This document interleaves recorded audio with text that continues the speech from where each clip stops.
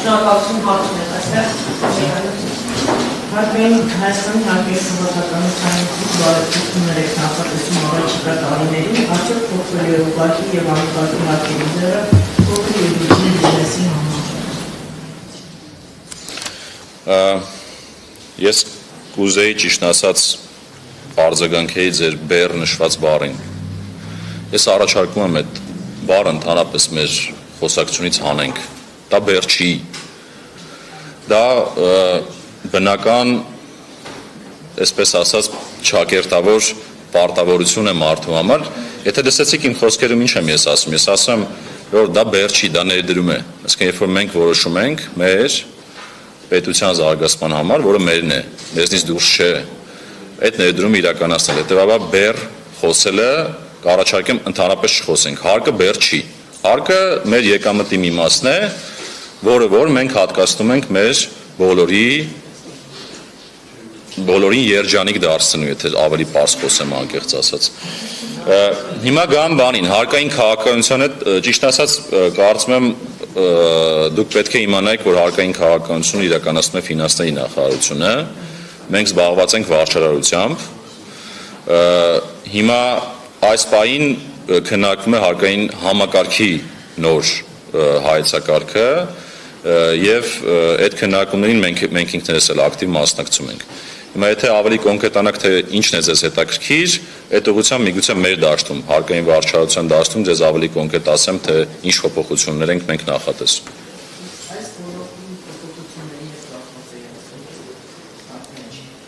Դուք ասում եք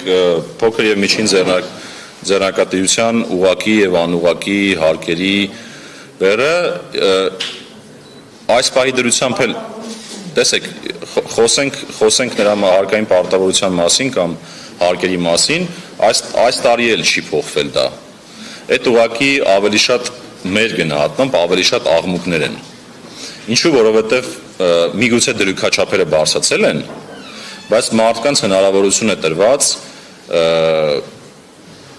փաստավորելու միջոցով, ծախսագրումներ անելու միջոցով, բավական լայն դաշտ են, որում ծախսերի հնարավորություն տրված նվազեցումներ անել, այդ նվազեցումների արդյունքում նախկինի չափ հարկ վճարել, միգուցե նաև նախկինից քիչ հարկ վճարել, այսինքն այդ տեսանկյունից բարձրացում որպես այդպեսին չկա էլ։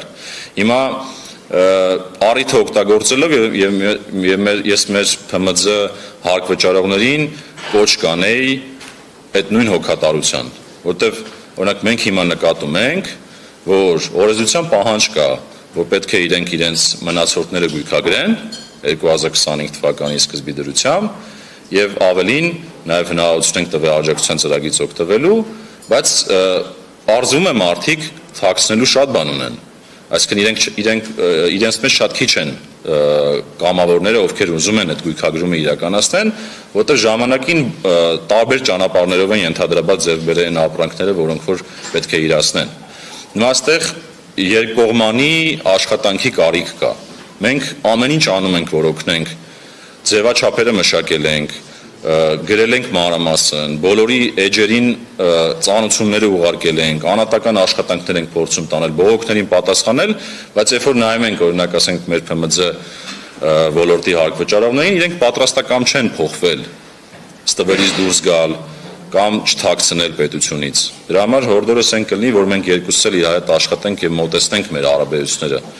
որը հաստատ ի օգուտ բոլորիս է։